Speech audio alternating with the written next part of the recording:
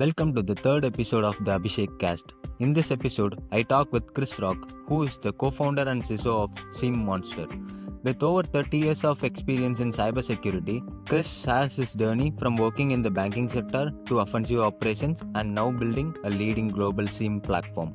We discuss the challenge of asset visibility, red team and blue team operations, scaling security in startups, and why proper documentation and auditing matters more than ever. Chris also opens up about his DEFCON talks, merging companies securely, hiring philosophy, and the value of bringing knowledge from outside fields into cybersecurity. I'm Abhishek, and you are listening to the Abhishek Cast. Chris, welcome to the show. Let me get started with your personal journey on cybersecurity. I have seen you are into cybersecurity for more than 30 years, and you have been at multiple countries, Middle East, US, and Asia, and different parts. So, what was the beginning of this journey? How did you come into cybersecurity? Which is the country which you like the most, and why? So, something on that lines. Yeah, no worries. So I go back a long way. I've been using computers since the 1970s. So I was always using computers from when they came out, and always had a fascination with computers. I enjoyed working with computers, and then so much so that when I finished school, like not university but high school, I wanted to go into computers. Back then, security wasn't a profession, so I went into IT, and I worked for 10 years in the banking sector, doing IT and security. And then after that, I went to dedicated security, and that was the journey of the next 30 years. And I've done pen testing, GRC, SIEM, which is what I'm currently doing, research, and everything in between. So it's almost like you start off being a doctor and then you specialize. It doesn't mean you're then stuck being a surgeon. You can move between, the different fields of security, like medicine. You can move between the different areas and learn. And I think that's what we're all here to do, is learn. All right, all right. Since you have been into multiple red team operations, government entities, like you have been had experience on working with all of them, right? So, what are some of the key takeaways on working with different entities? What do you see the difference in them, and how do you see from your point of view? It's a great question. So it's funny. You can never assume that when you're dealing with one government is the same as dealing with another government, and the same as with commercial. I've had exercises where we've in Singapore, where we've done a red team exercise on a large insurance company and compromised it very quickly. They were so embarrassed. They paid us our fee for doing the work and didn't want us to complete it. Like they would rather not have an official report than for us to continue the exercise. Now, we told them this is normal. This is normal stuff. Don't worry. We'll show you where all your holes are, and then you'll fix them. Don't be embarrassed. But just that cultural difference is unusual, and you might get a complete opposite. You might get companies saying, "We love what you've done. Can you then look at this other division in another region, for example?" And governments, it's like commercial. It's a licorice all sorts. You never know what you're going to get. You're going to get governments that are defensive, governments that want to employ you to fix it, or governments anywhere in between. So, if you're stuck anywhere in between that, so how do you handle those things? Like, so it's gonna obviously differ between a private entity and government entity, right? So, how do you handle those things? Since you mentioned that you had a situation where the entity had to pay you half the fee which you asked for.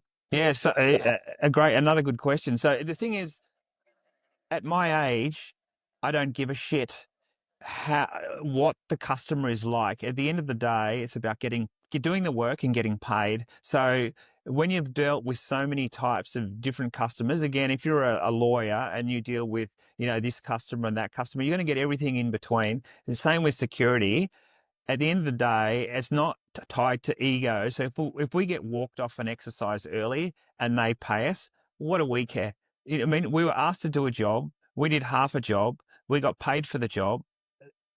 On to the next job. And I think that's the way that companies should treat it. Not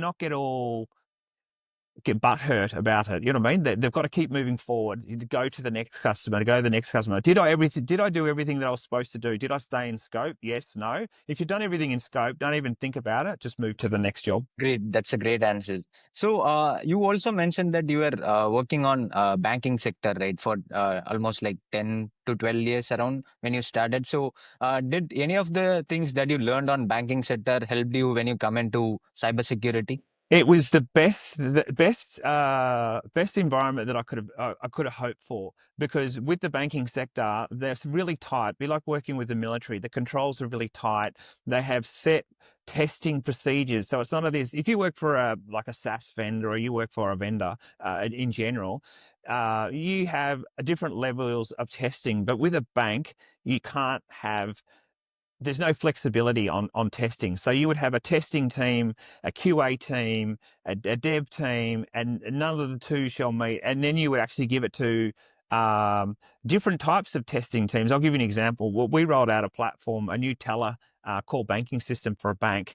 Now, the testers were doing testing for a year, and they reported bugs on the system, and that went back to the dev team, and we would do security analysis of what was going on. The testing team got used to clicking on stuff, press any key to continue, or just click on that button, that the testing team were then useless, because they then, when we put the solution in front of the end bank teller, the bank teller didn't have any of that testing experience. They had no knowledge of pre-tests, and it was almost like that was the perfect end client. So in the banking sector, I learned that you can't just have a testing team that tests something for 9 months and then rolls out. You've got to get it in front of the client, the end client, the teller, early. And I think working in a bank, to see those formal processes, a formal DR, where you would actually, actually go to a DR site, turn off the power, and actually document what worked, what didn't work. I mean, I had some DR sites where when we flipped to DR, the generator failed after 6 hours. No one had got fuel for the generator. They'd only had 6 hours of fuel. So, those sort of exercises where you cannot have the system go down, and you do those tests for stability. I learned so much in my career by doing formal testing, which I tried to then replicate what I learned in banks to good documentation, good videos, good QA, good testing environment before the end client sees the solution. And a real end client, not a tester who's just going to click, oh yeah, you got to click on that, hit escape, and then you keep going. A real tester who's got no idea, they do the same thing every day with a keyboard and mouse. And that's your end user. Alright, alright. So starting from that point, so you have been into offensive security part, and right now what you're working is into the blue teaming part, right? So what was the transition from being in a red teaming part to an blue teaming part, and what excited you to like create a SIEMonster? Oh, another great question. So when I was in banks, I was in blue team. I was essentially preventing from hackers, and I would do things to stuff up red teamers by changing banner headings on IIS, for example, or Exchange, or change ports around. I'd put them in the 60,000 range, so these tools like Nmap couldn't find them. It'd just be a pain in the ass for red team and hackers as well. What happened was I had the opportunity to go into red team, and what I'd learned in blue team over those 12 years, I then applied to my red team. I worked red team for another 10 plus years. And then one of my customers said, we need a SIEM tool, a security information event management tool, but we can't afford tools like Splunk. Can you help us pick a solution? Now, there was no end solution that would support 10,000 endpoint for that customer in their price range. So we developed a product it ended up being called SIEMonster, which would ingest the 10,000 endpoints that they wanted. I think that was closer to 200,000 EPS that they needed. And so we developed a solution. We have been developing that product for the next 10 years. And we found a sweet spot with MSSPs that like to white label our product and then on sell to their customers and to the same sort of customers we originally sold to, customers who want to ingest everything. And I'm not just talking about AD controllers. They want SQL logs. They want API logs. They want Cloudflare logs. They want it all into a SOC system so they can then look. And they don't want to then go, well, we can't afford storage, so we're not going to monitor that. So, and that's why I developed the company called SIEMonster. It's purely to look for customers who weren't monitoring what they should do. And having done pen testing for 10 to 12 years earlier, we used to target systems that weren't being monitored by SIEM. So we'd attack a printer, and then we'd compromise a printer, put all our tools on the printer. There's no AV on printers, and then we would then escalate from a compromised printer and then run our attack from there. So it's essentially I've had a great experience on blue, red, and then back to blue again in the vendor space. Okay, that's great. So, and also reading about SIEMonster, I also noticed that it is it has like white labeling stuff where they can rebrand it to their company name. So, is there any specific reason why you wanted to build it in this way? So the answer is no. We developed the initial slogan for SIEMonster was SIEM for everyone. We wanted everyone to be able to use it, and price and data was not supposed to be a restriction. What we found is it's hard to make money as an MSSP. And you know from your own SOC experience, so you might have 21 guys and girls on a SOC team looking after a 7-day, 24-hour shift. The time you sell those services at $5 an endpoint, $10 an endpoint, if you've got Splunk or you've got Sentinel or you've got Exabeam Logarithm, those chew into that revenue margin that you can then do your customers.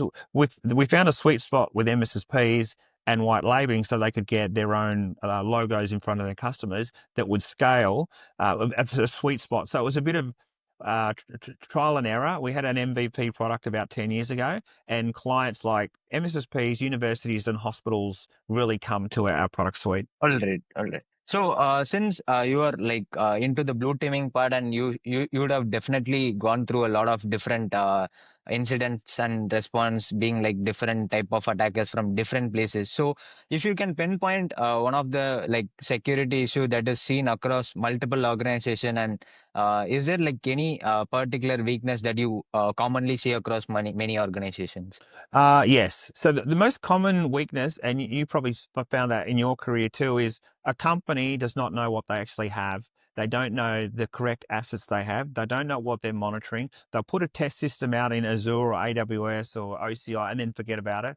And then that bites them on the ass in say 3 or 4 years' time when someone finds it hasn't been patched. And the other issue we're seeing is and you've probably seen this before, there's a lot of newcomers into our industry that don't have the experience. They don't have the 10 years, the 15, the 20. They've had the 2, the 3, and then they'll make decisions based on their limited experience and some certifications. And that'll be an error because then you're dealing with attackers, nation state hackers, cyber mercenaries that will have had, 10 to 20 years street experience, and they will make a mess of your system. And don't get me wrong, we're not talking about smart hacks. We're talking about deficiencies in patching, deficiencies in password, deficiencies in setups, deficiencies of encryption within a system. And again, in my space, the SIEM space is stuff that's not being monitored that can be compromised. No one even knows about it. And then that can be used as a pivot point to then compromise the company before they even know about it.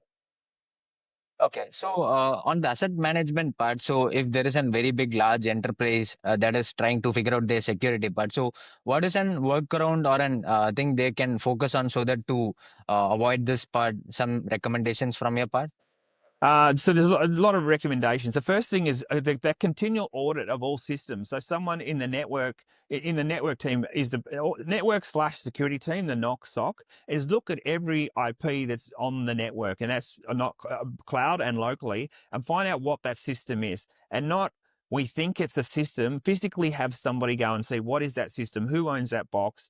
Sometimes you get a marketing department will fire up something in AWS and then they'll forget about it, and then because the marketing thing's finished, and then and that becomes a system to compromise. They'll turn on an S3 bucket to public. They don't care. They'll just go something. Do you okay? Are you okay to make this public? Yes, and then they forget about it and leave it, and then all of a sudden they need another S3 bucket, and they'll have another system. They'll go, why don't we just point it towards that old S3 bucket that we had before? And so it'll be like mistake on mistake on mistake. So the thing is someone physically needs to identify each asset on the network and what it is and when it's going to expire. And then that works with the GRC team. We'll get that onto the GRC, the risk database, asset database, and to make sure that system, and sometimes you need a system. I'm not saying you have to turn everything off, but at least have a database and a risk register of when can we get rid of this system? We know it's an issue. It needs to go because we have customer data on that. It's not obfuscated, so we need to get rid of it as soon as possible. So to put this in simple words, so if, for example, if I'm trying to maintain my company and if I have a table mapping with the IP addresses that is alive on my network and as well as like an host name or the use case of the business system. So if I have it ready for all the system that is live on my network, I'm good to go. So if not, I have. You're definitely good to go. That is the first, and it might sound really basic. Your listeners are probably thinking, no, that sounds pretty easy. But when you've got an organization with 30,000 staff members and 100,000 assets, and then all of a sudden someone says that marketing division gets terminated. So you got, 18 staff leave the building, but you've got, 3,000 assets that you don't know about are on the system. And the only way you're going to be able to track it is someone like yourself is looking for IPs, look at AD accounts. What is that account doing? Why is that password never been changed? That sort of behavior. Why is that thing authenticating? Who owns the box? Who owns that system? And then you'll find out that's that old marketing department. Those assets have been left on. That department was terminated. They don't care. They want their last paycheck and they're gone. And that happens in companies all the time, where you have that internal knowledge. As soon as someone leaves quickly with 2 weeks, 4 weeks notice, that knowledge goes with them, and systems as well. Understood. So to bring up a little bit more perspective on company acquisition, so if there is a larger company, they are obviously going to buy some smaller companies or any similar tools or any similar company who might help them. So they might acquire the company in between. So for example, if we take an scenario like I have an company and I have an Active Directory environment internally in my network, and I had to integrate the next company who I'm trying to acquire and had to integrate to my own domain or the forest. So I have my own thing patched up with all the misconfiguration, but the domain which you're trying to attach is not going to have like the poster is going to be obviously a different one. So on those integration part, how do you see that? So what is a better way of integrating on those cases? A great question. And if I was the CISO or the head of IT for the company that purchased the sister company, the one you just purchased, I would not be quick to merge the two companies together. I know management will want to merge the two companies, share Active Directory, share emails, all that sort of stuff. The worst thing you can do is have a business that's successful and has a good trust, and then sync it with another company that only a little bit about. That they've got a few systems here and there. They may be already compromised. We've had companies who've had Bitcoin miners running within their network, who've had Bitcoin miners running in their AWS network. The last thing you want to do is merge those two companies together. You need to, and again, comes back to GRC and audit. You need to audit every division and move them step by step. You need to make sure that those computers that you're bringing onto your system, not just a AD, like here's a new user, your password, here's an email address, that those systems are the same standard of patching and compliance that are on yours. So, for example, in your network, you might run Nessus on a weekly or monthly basis. You might run Qualys. I use these vendor tools because they're quite common. You might run it on a weekly or monthly basis for your external websites. If you buy a company and then just merge the two together, when this company gets hacked, the sister company, you're going to look like you've got shit security because you've bought this company in too early. So you're always going to be on pressure to merge the two companies together. I would be very slow to merge the two companies together until you trust them. You have to, do you trust this dirty network? That's as simple as that. And the answer is always going to be no until proven otherwise. Until the same stuff that you do on your system is repeated and you're not inheriting dog shit. Does that make sense? It's got to be It like for like. definitely does. Yeah. Yeah. So taking the other organization that we are trying to merge, so since you recommended that to do an audit initially to make sure that the assets are properly configured, has the things properly in a decent poster to integrate. So do you think auditing is a better part, or do an complete pen test on that organization and then integrate would be a better part? I think both. I think audit first and pen test, because you want to also find out how good their documentation is in the first place. Because if you said, and you're right, you could easily just do a pen test, you could see all the IPs, you could see what's going on in the system, and you could tell the business, look at all these systems that haven't been patched, or look at all these systems that haven't been documented. Or you do an audit and you find out what they have in the first place. I'll give you an example. The company that you've just purchased may have a system that does XYZ.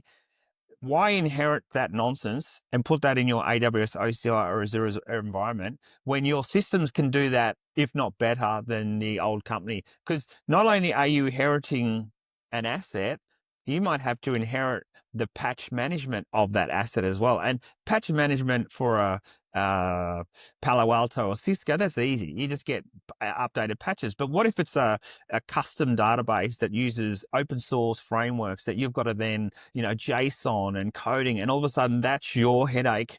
So an audit's important to make sure that the documentation you get from that company is accurate, and the audit and the pen test will also determine how accurate that auditing is and documentation. Right.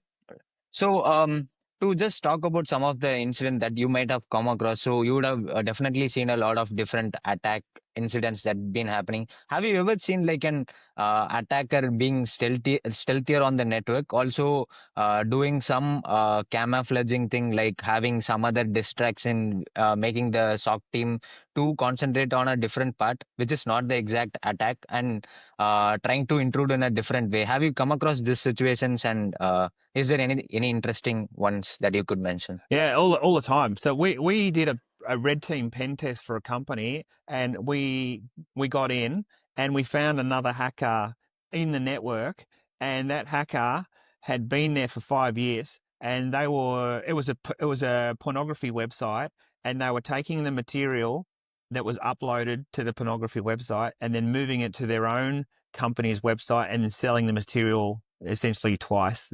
The one that takes the photo and then the other sells it into another location. And they were quite good at not creating any noise. So you made a good you made a good analogy of making some noise to distract them. They would do nothing of the sort. They would not try to. The last thing you want is a security team on alert, because all of a sudden they're then looking for everything. You want a security team that's relaxed and stays away from their system. So you might find that they're actually helping the security team relax by turning off agents, by monitoring what goes into the SIEM, and doing that sort of behavior to keep their stuff quiet. They're not interested in noise or distraction. They want SOC analysts at ease, not shit. What's happening today? We're getting attacked from everywhere, because that's the last thing. Because then you got them jumping at shadows. That's true.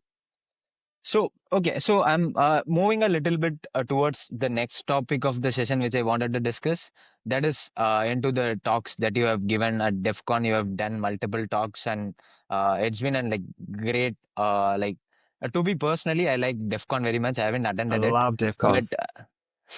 so, as a cybersecurity enthusiast, I definitely wanted to attend conference. Like my personal aim is to do some present my research paper over that. So that's my aim. So hopefully, I will do that in the Good. future. Good luck. So since you thank you.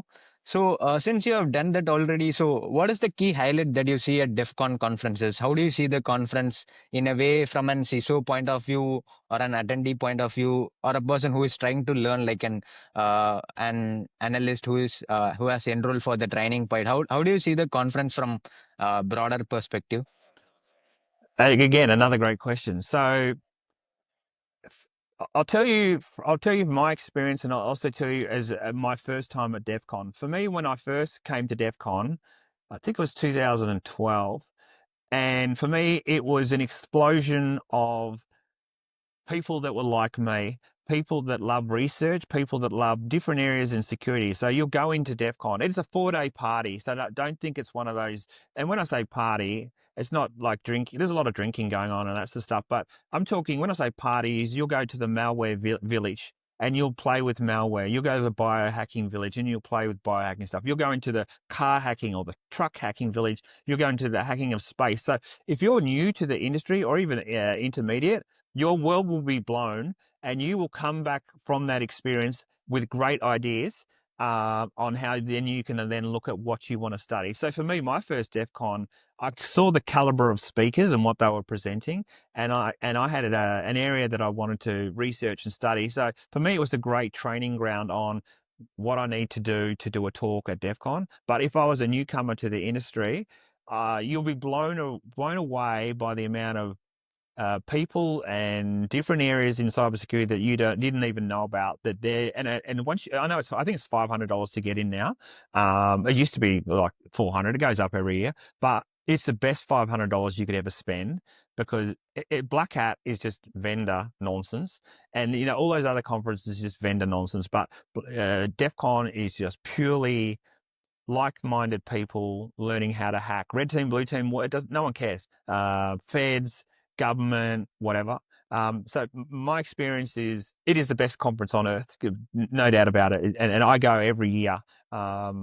Even as someone like my age have been all the time, I love it because I catch up with peers from all around the world. I go see the Knox. I go see the Stocks. I go see different villages that I've never seen before. Like last year, I went to the biohacking village. I knew nothing about biohacking and just sat there for 3 or 4 hours learning on biohacking, which I'd never done before. And I learned heaps from that experience. So thoroughly recommend DEF CON. If you want to speak at DEF CON, then you need to do your research. I know that sounds stupid, but you're competing with the best people in the world. We're talking about Charlie Miller doing G packing. We're talking about all these type of guys, Jason Easter, all that sort of stuff. If you're going to put something in front of the CFP committee, this is like we're putting stuff in front of like the Dark Tangent, like the guy who runs Black Hat and also DEF CON. You're putting your material up there. It's got to be good. And I'm not talking about putting a paragraph in front of them. I used to put like a 30-page slide deck and the actual talk I was doing that I would submit. So I would research the hell out of something. So that talk I did, the last talk I did at DEF CON, kilohertz. I spent 4 years of research on that one and probably $100,000+ of my own money into that talk. I'm not saying you need to spend anywhere near that, but don't submit a CFP, a call for paper, with half a piece of shit. You're competing with the world, so make sure you put the time and effort into making a polished CFP. And I'm happy to review yours or any of your listeners' CFPs just to make sure it's on track for what they're expecting. Sure, that's a very great insight for me. And based on the effort and the money that you have spent, I'm nowhere close to that, but I'll definitely put my efforts into doing what I'm doing right now. Good. And since we talk about a lot of different experience that you saw on DEF CON, right? So if you can give an particular field which is like very underrated or like unexplored field on cybersecurity, what would you say on that? I've always had the belief, and a lot of people ask me, what should I study in cybersecurity? First of all, if you're going to, I'll use the word waste, but if you're going to dedicate, you've got a job, you've got a 9 to 5 job or a 9 to 6 job, and then you're doing research outside of that, is you need to love the subject. You need to really love it. And if that's car hacking or biohacking or space hacking, you've got to love that. Or you could be attacking a piece of software or a piece of hardware. You've got to really love what you're doing. What would I say is underrated? Uh, Nothing. And what I mean by that is don't follow mainstream security researchers. You looked at my 3 talks, overthrowing a government, how to kill somebody, and bomb jamming, all completely different topics. And they interested me because I thought there was a deficiency in that area at that time. And that backdrop you can see with me with that car blowing up, that was from the last talk. I got to work with electrical engineers and physicists and bomb makers and all that sort of stuff. So for me, I enjoyed the learning curve. So you asked me what area, I won't give you that question, but what I will tell your people, you and your audience, is look for areas. There's a lot more smarter people out there than you and me. And when I did this talk, electrical engineer and physicists, and when I did overthrow a government, working with mercenaries like Simon Mann, and when I did how to kill you, I work with doctors, nurses, funeral directors, and sociologists and people like that. Is there's a lot of smart people in the world who know more than you. The problem with those smart people is they specialize in an area. They may be specialized, again, in medicine, specialized in electrical engineering. You can use that knowledge and bring it across to the cybersecurity field on how you can then circumvent that. And I think that's a big thing is if I was studying a new topic right now, and I am, but if I was studying a new topic, look at what somebody else is doing outside of your field and then bring it into this field. And it could be something as simple as, I'll give you an example. So there's some neurologists and neuroscientists at the moment are working out that you make a decision up to 15 seconds before you go and do something. So if you need to go to the toilet, your body's already decided it needs to go to the toilet. And then 15 seconds, you get off the couch and go to the toilet. And so they're pinpointing where your brain actually makes a decision. And you might be thinking, Chris, what that's got to do with security? A social engineering in a nutshell. If you can convince somebody subconsciously before they can then make a decision, then that's awesome. And now, how do I apply that to security is, what they did is they hooked up people to a green button and a red button, their brain, and they could actually say, press a button, and then 5 seconds before a button was pressed, they had like a 90% accuracy of which button would be pressed. And that's very important for things like social engineering and cyber criminals doing like scamming, AI doing scamming and stuff like that on end people results. So what area? Not a specific area, but don't look at other security researchers. There's a lot of security researchers out there looking at iPhone hacks, looking at Android hacks, Samsung hacks. And don't get me wrong, if that's what you love, go for it. But look at stuff outside of our field, and there's heaps more data and heaps more experts that you can then talk to and then learn from and then apply it to our field. Understood, Chris. So, to talk a little bit about your book, which is The Baby Harvest, which was about the virtual babies and the fake deaths. So, I did check that book, and I haven't read that.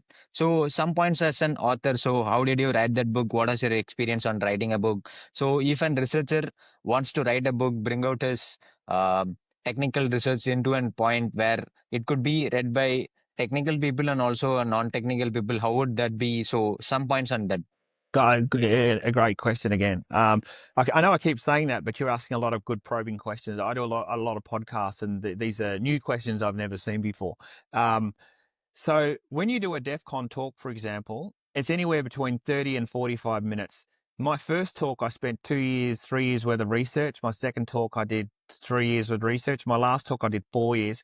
That's 4 years of reference material. That's 4 years of interviews. That's 4 years of my life and money invested into a talk. And if you're going to do a 45-minute DEF CON talk or Black Hat or RSA talk or whatever you want to do, is you have a lot of knowledge, and there's only so much you can put in a 30-point PowerPoint stack. So why not use that time to invest the time you've got to research and start documenting, so that if I document something and then you come along and say, Chris, you made the assumption of XYZ, I think you were wrong. I'm going to go test that assumption.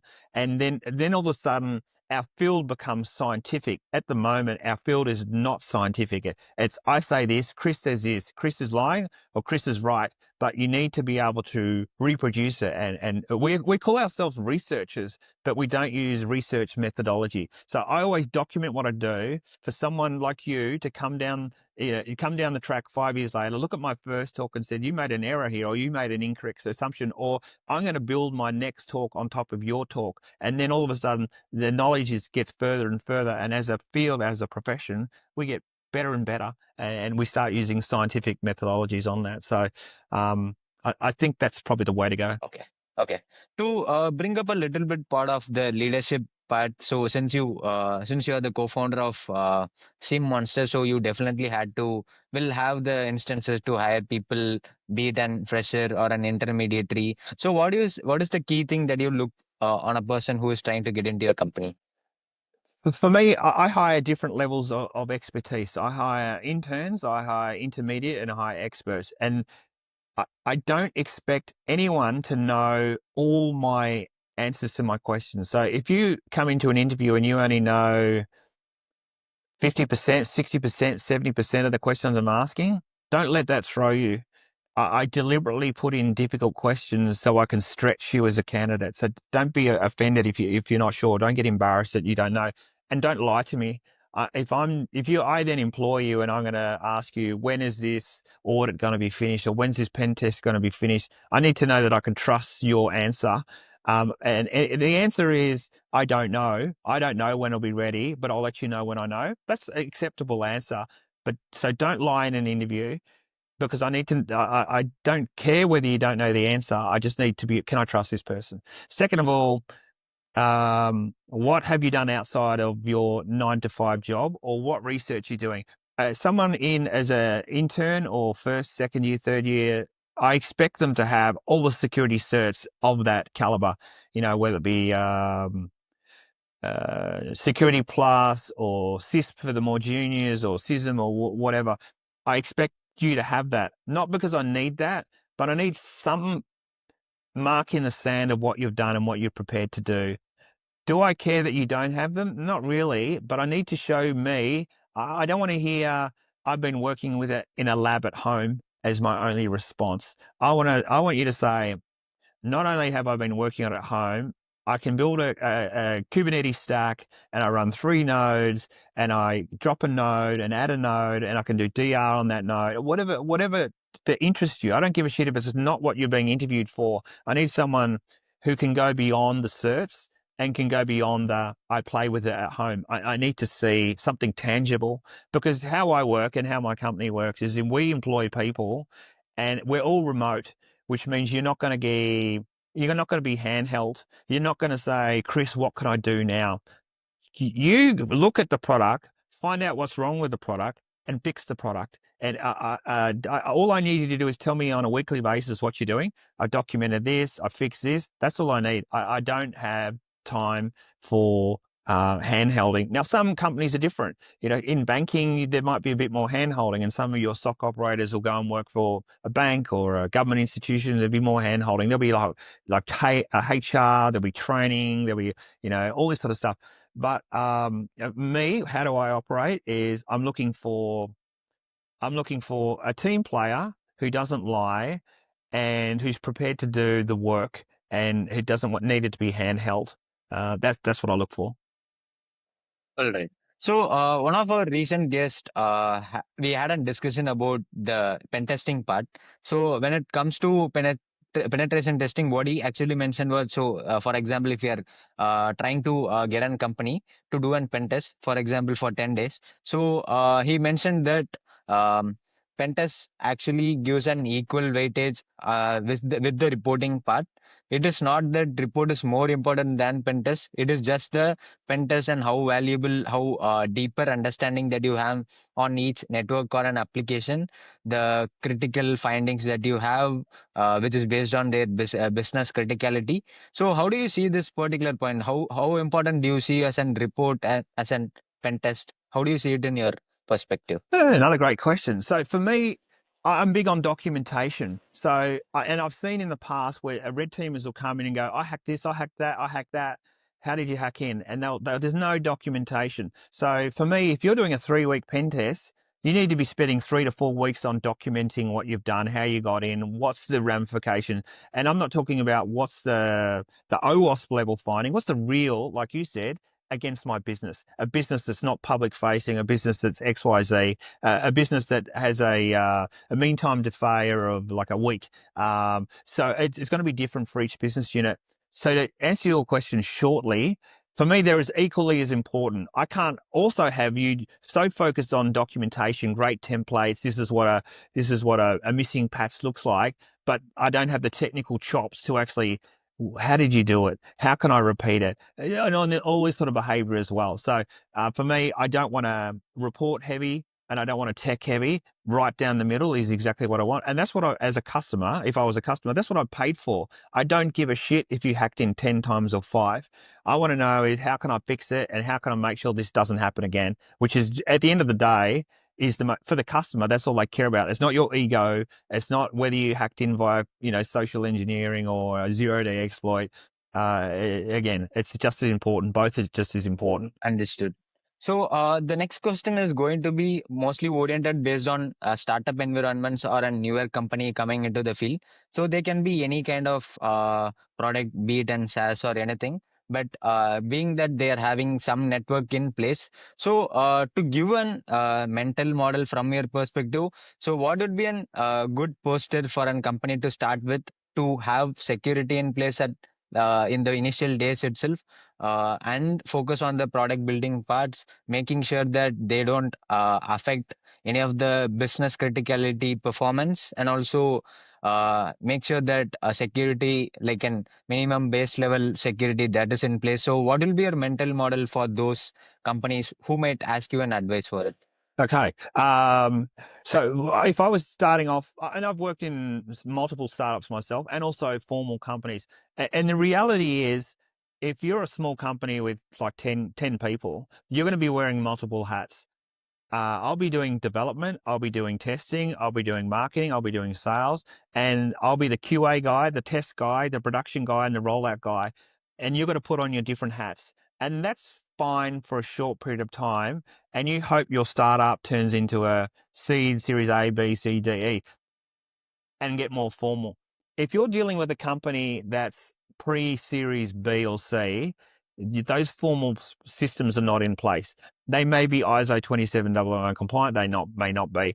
They don't expect them to have a good DR or a good BCP strategy in place that a bank's had for the last 50 years. So know what you're dealing with. So the direct question you asked me is, I would start off with a framework that's suitable to your business. And if that is an ISO 27001 strategy, I wouldn't worry about SOC 2. For me, SOC 2, I know a lot of people like SOC 2. SOC 2 is like the first level of a ladder. Let's go straight to ISO. You know what I mean? Like for me, if you've got ISO, even for a startup, it's important to go for that ISO. And people might go, oh, it's just a bunch of documents. And it's not a bunch of documents. And I'll tell you why. I'll use you as an example. I hire you, and then 3 weeks later, I fire you. And then I then have to go through my ISO documents. I have a process of what I did to remove you. Did I interview you? Did I do background checks? Did I do this? Did I shut off your accounts? It's a formal process that I have to follow and then have an artifact for an auditor. And you might think, well, what's the importance of all that? The thing is, when you're working in a startup and you're working 80, 100 hours a week, you forget stuff. You're not only hiring, firing, developing, testing. I may get rid of you and then forget to bloody remove your IAM credentials from AWS. Having a set policy that I have to follow as an ISO policy, that I have to tick every option and then save that document and throw it in a folder, terminate employees list and retrieve the laptop. It makes it idiot proof. It's like a McDonald's franchise. And it's McDonald's franchise make it so anyone can make a hamburger. It's the same thing for me. Is ISO for me is critical first step for a startup organization to make sure not only forget the certification, but go through the process of ISO is gold. And I'd recommend, if I did another startup, I'd go straight to ISO. If I hire you, make sure I've done your, as I said, background checks, reference checks, financial checks, criminal check, whatever the checks, and document that I've done that. Is because you get people that hire and don't do any of that stuff. They'll meet you, you talk the right talk, and they'll go, this guy, I can't let him go, I need him. And then all of a sudden he causes like damage to your company. He's running a Bitcoin mining or an XMR mining rig. And then it's like, who hired this guy? How come they didn't do any of the checks? And then you've proven that you've done what you said you've done. That's a very great insight, and I think that definitely helps a lot of people. So, just moving a little bit from cybersecurity, and if you had to choose and field that is different from cybersecurity, what would that be? So before I do physical security. So I would have been in the armed forces, or I would have been in physical security such as locks, like a locksmith or something like that. I've always gravitated to security, whether it be physical or cyber. And the beauty is, in cybersecurity, you don't have to pick one field. Like I do CISO work, I do startup work, and I do research work. So I see myself split into three people because let's face it, there's so much great stuff in our industry. You don't want to be bored doing, I'll use SOC as an example. SOC is a lot of hard work. Being a SOC analyst is a lot of hard work, and you're always threat hunting and all that sort of stuff. And you might love that, and that's great.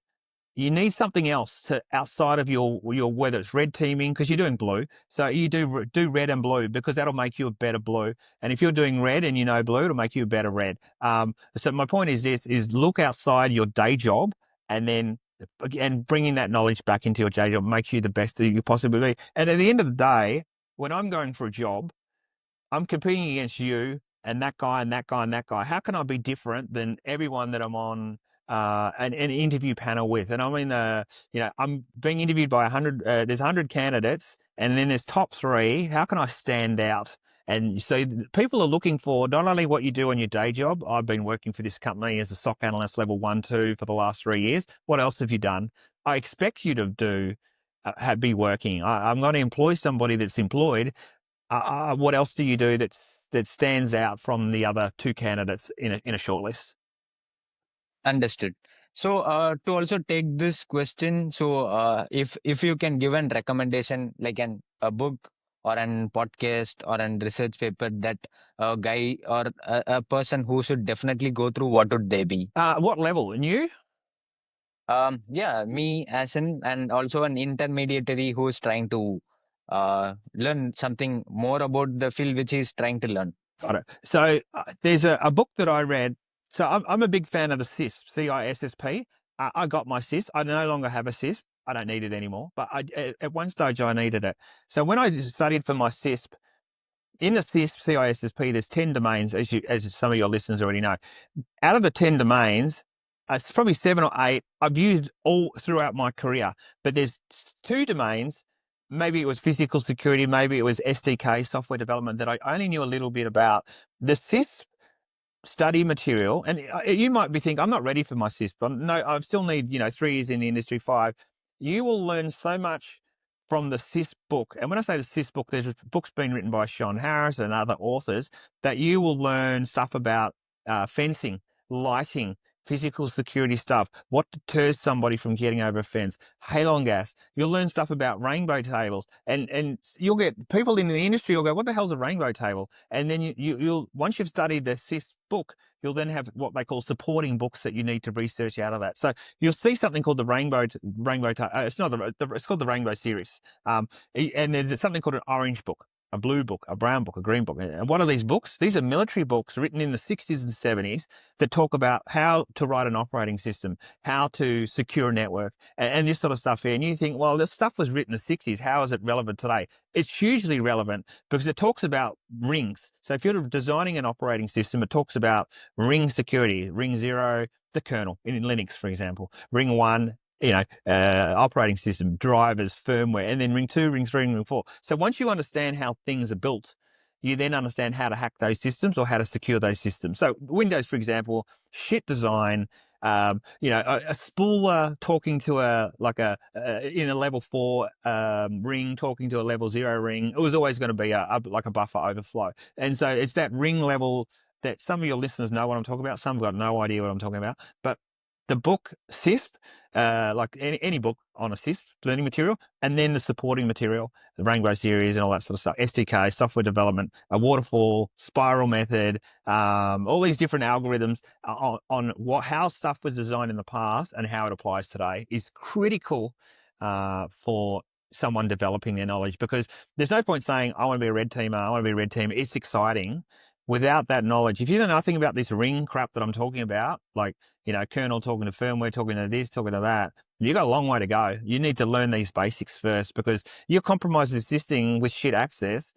You're still a long way to go before you get root access, and you'll understand why these OSs have these protections, critical on whether you're moving horizontally or vertical through an operating system. Understood. It's a very great insight. Good. And this is all the questions that I had for you. And it's great having you on my podcast. And thanks for joining. And great questions, by the way, mate. As I said, I do a lot of podcasts. They're really good questions. You've got a lot of thought into this. Definitely. Thank you so much.